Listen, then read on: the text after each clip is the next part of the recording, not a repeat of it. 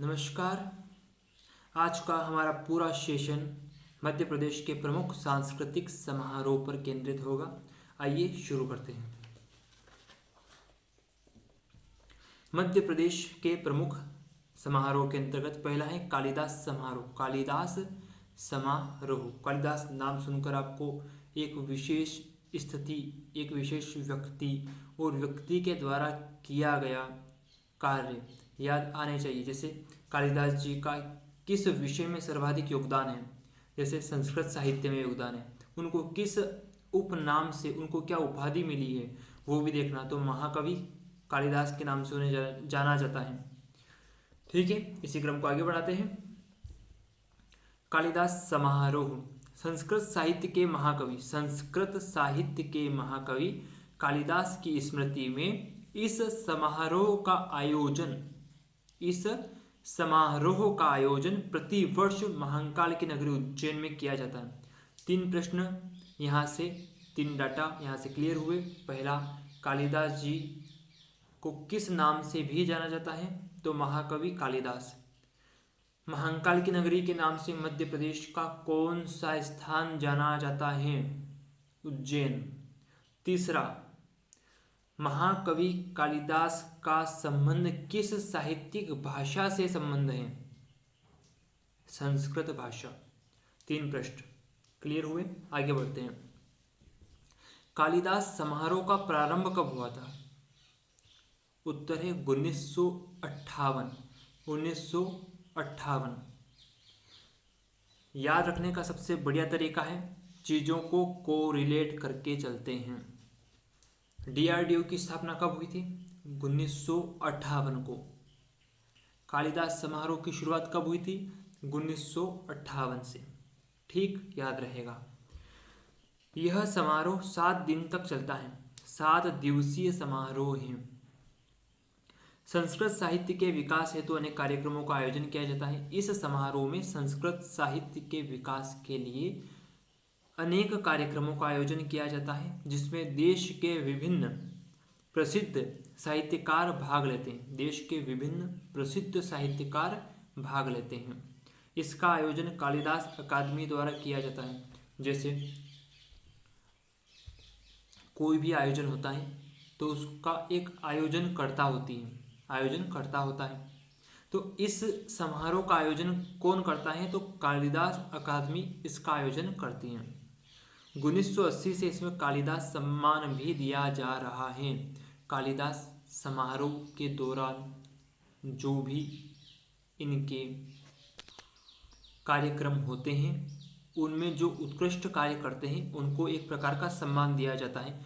उसका नाम है कालिदास सम्मान। कालिदास सम्मान, इसकी शुरुआत 1980 से की गई थी। दूसरा है खजुराहो नृत्य समारोह। खजुराहो नृत्य समारोह कहाँ पर होता है? छतरपुर में। याद कैसे रखेंगे? खजुराहो छतरपुर 76।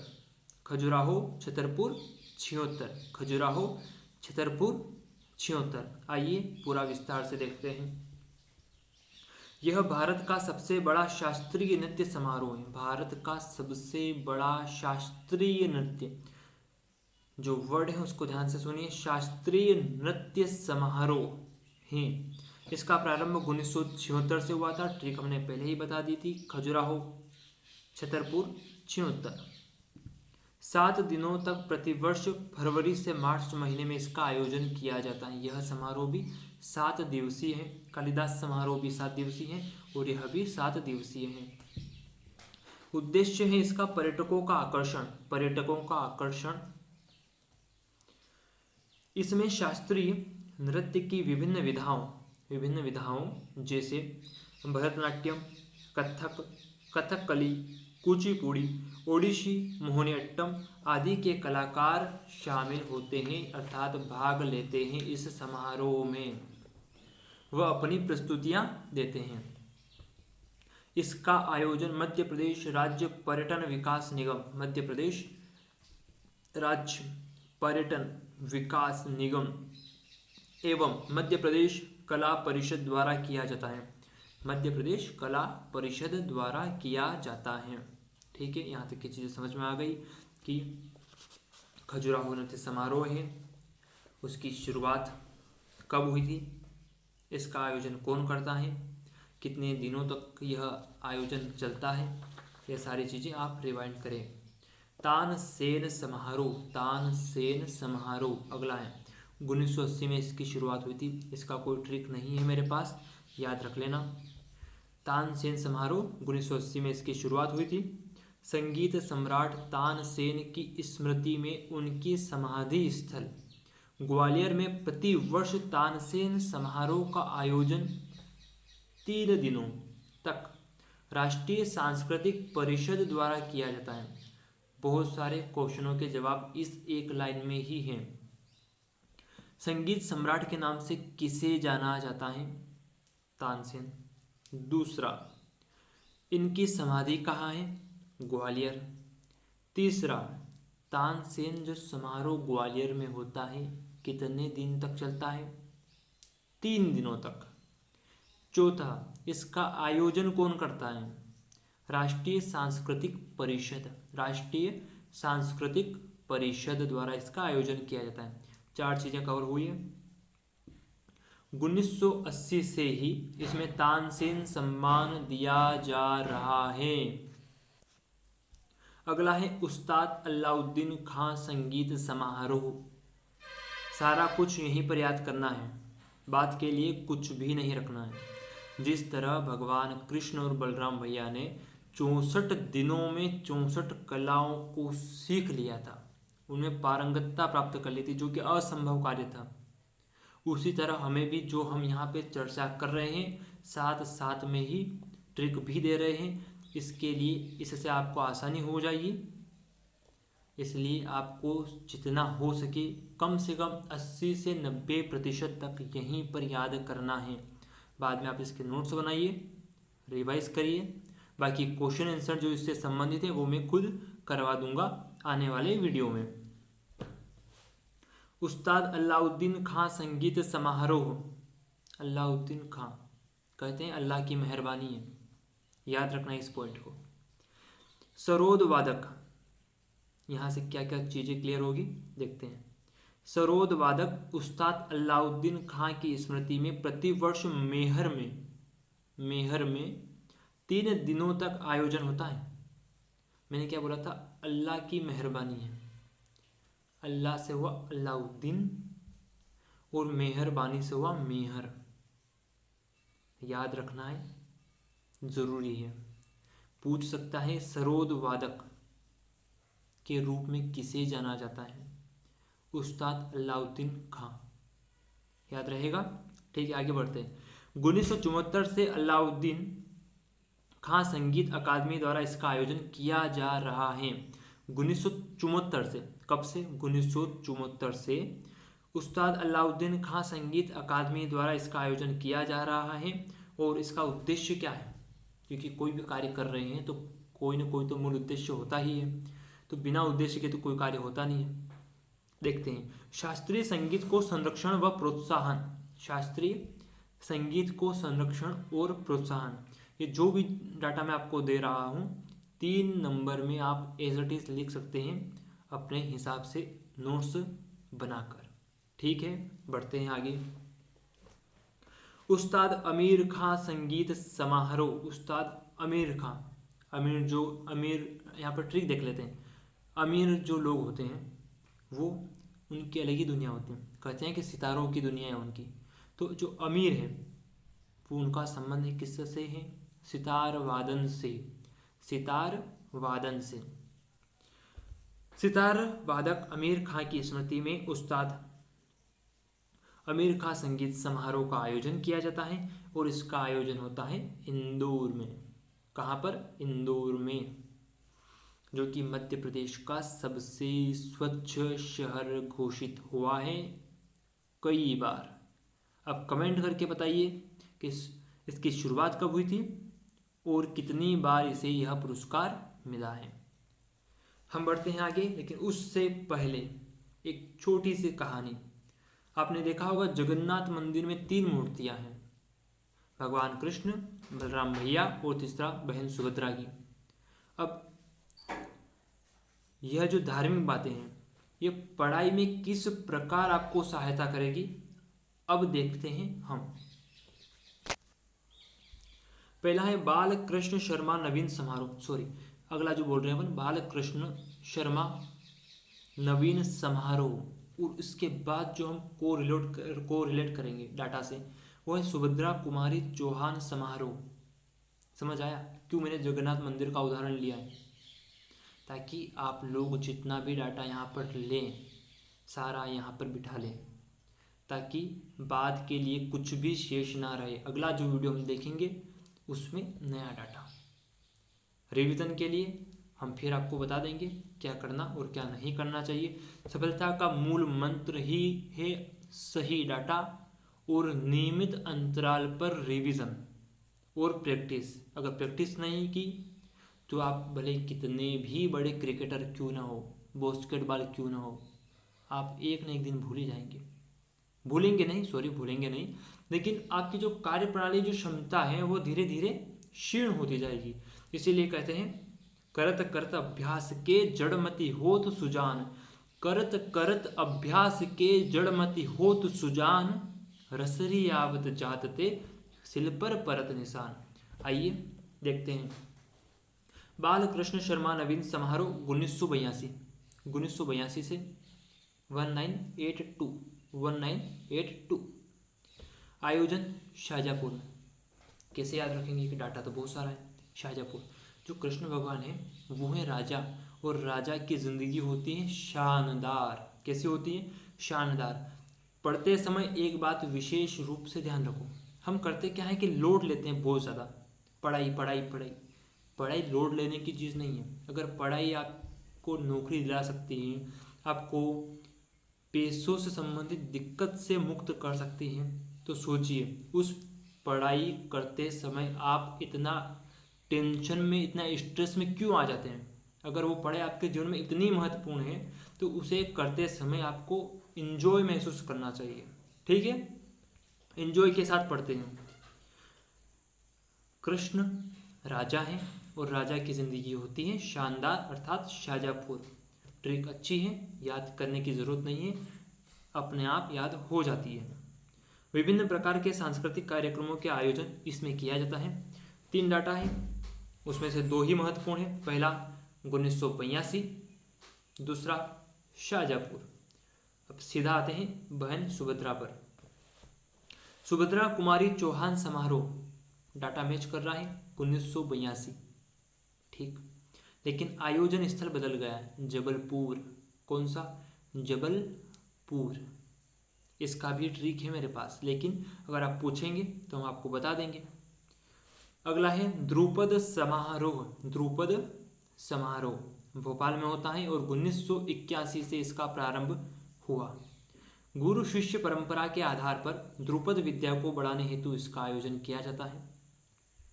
मालवा उत्सव बहुत ही इंपॉर्टेंट है, परीक्षाओं में कई बार पूछा गया है, इसलिए इसको इग्नोर तो नहीं किया जा सकता। मालवा उत्सव 1991 ठीक है। मोबाइल नंबर याद रखते हैं ना, ऐसे याद रख लो। आयोजन कहाँ होता है? तो मध्य प्रदेश, आयोजन कौन करता है? कौन करता है? मध्य प्रदेश राज्य पर्यटन विकास निगम द्वारा। इसका आयोजन वर्ष 1991 से अब तक हो रहा है।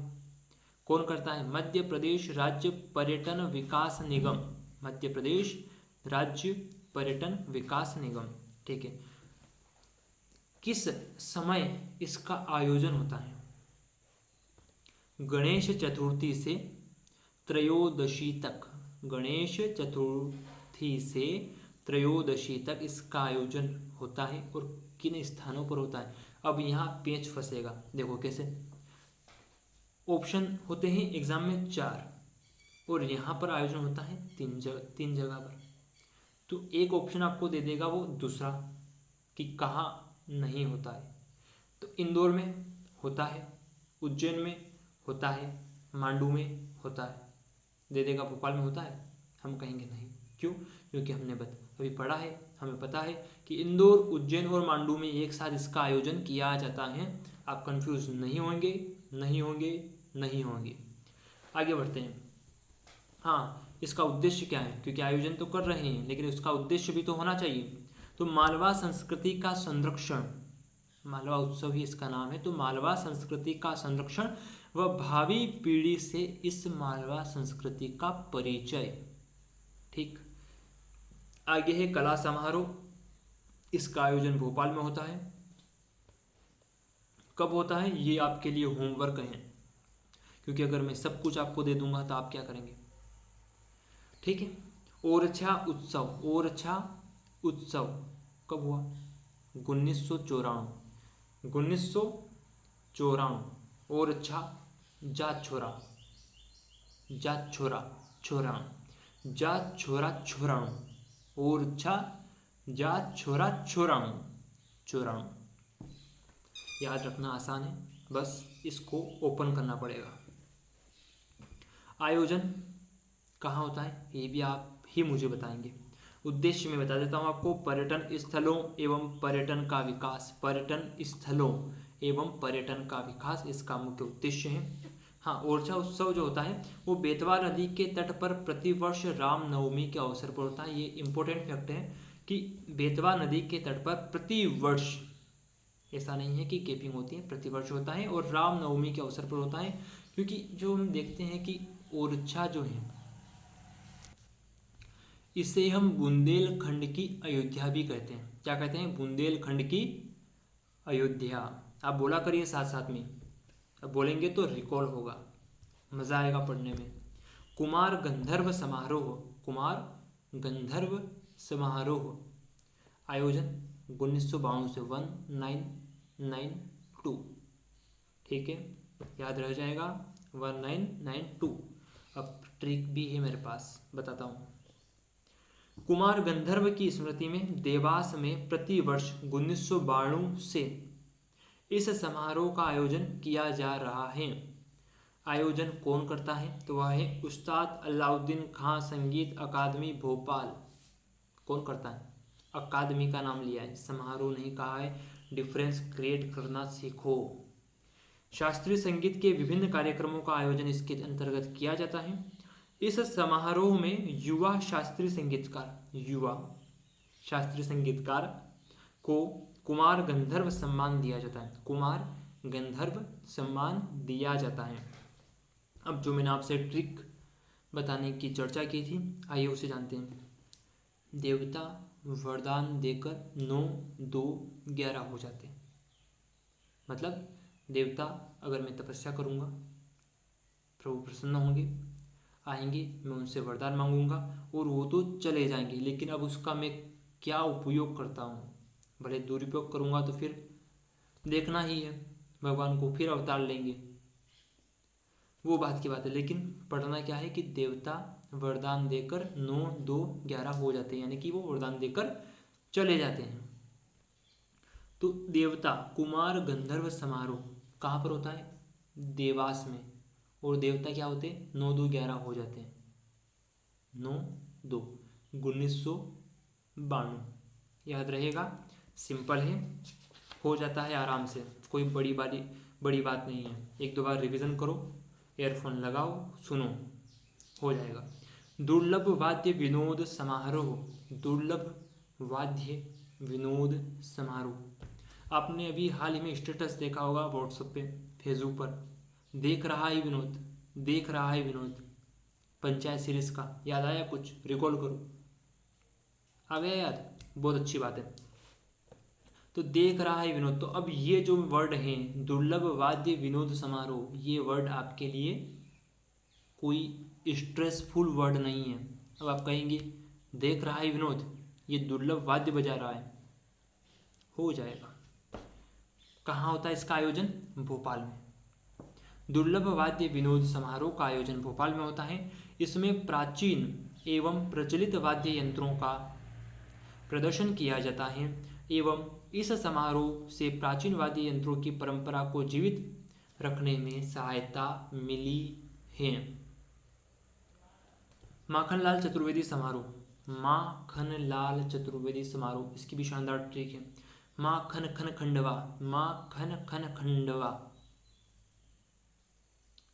माखनलाल चतुर्वेदी समारोह खंडवा में होता है और ईयर कौन सा है? 1987, 1987। ठीक है, एक बार और रिकॉल करते हैं, लेकिन उससे पहले एक और चीज़ छूटी हुई है, मध्य प्रदेश समारोह। पहले इसका उद्देश्य जान लेते हैं ताकि आपके जो दिमाग में है कि ये मध्य प्रदेश समारोह क्या चीज़ है। तो उद्देश्य है कि मध्य प्रदेश की संस्कृति को संरक्षित रखना व इससे अन्य प्रांतों के लोगों को अवगत कराना। अगर मान लेते हैं मैं अपने घर में हूँ, मुझे यानी कि मैं किसी चीज़ का प्रचार करना है, तो मैं अपने घर में प्रचार करूँगा बेटा बेटा सबके साथ में, या फिर बाहर जाऊँगा? बाहर जाऊँगा ना। उसी तरह अगर मध्य प्रदेश की संस्कृति का प्रचार प्रसार करना है, लोगों को उससे जोड़ना है, तो हमें बाहर जाना पड़ेगा, तभी हम प्रचार करेंगे। समझ गए? तो इसीलिए हम कहाँ जाएंगे? न्यू दिल्ली। कहाँ जा रहे हैं? न्यू दिल्ली। तो इसका आयोजन स्थल कहाँ है? न्यू दिल्ली में। समझ गए? कोई डाउट नहीं रहना चाहिए, अगर हो तो आप कमेंट बॉक्स में कमेंट करके पूछ सकते हैं। इसका आयोजन प्रतिवर्ष 1981 से होता आ रहा है। ठीक है, इस समारोह में मध्य प्रदेश की संस्कृति की झांकियां प्रस्तुत की जाती हैं, साथ ही अनेक सांस्कृतिक कार्यक्रमों का आयोजन भी होता है। ठीक है, एक बार रिवाइज कर लेते हैं, क्योंकि बिना रिवाइज किए चीज़ें याद रखना बहुत कठिन होता है। मध्य प्रदेश समारोह में नाम लूँगा, आप ईयर बताएंगे और इसका स्थान बताएंगे। मध्य प्रदेश समारोह 1981 को प्रचार करने कहाँ जा रहे हैं अपन? दिल्ली में। ठीक है, कालिदास समारोह उज्जैन 1958, DRDO की स्थापना दिल्ली में 1958। ठीक है, खजुराहो नृत्य समारोह छतरपुर। कहाँ पर? छतरपुर में। शुरुआत जो मैंने बोला था ट्रिक, खजुराहो छतरपुर, छतरपुर 76, 1976। ठीक है, आगे तानसेन समारोह, इसकी ट्रिक मैंने आपको नहीं दी थी, लेकिन 1980। अपने दिमाग से कहो,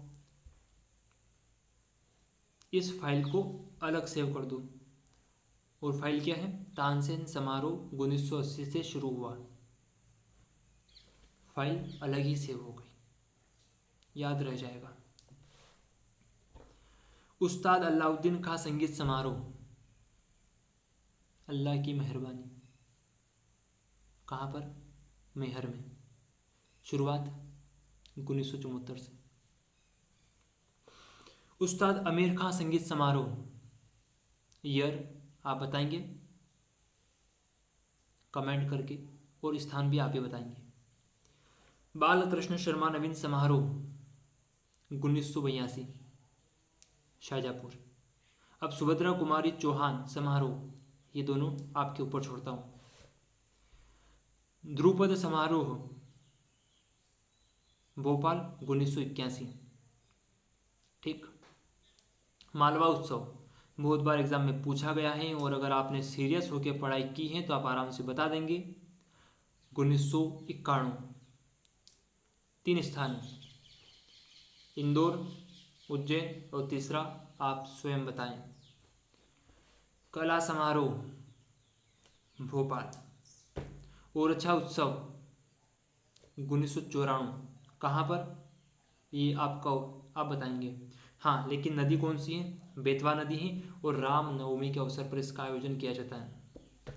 सुभद्रा कुमारी चौहान समारोह,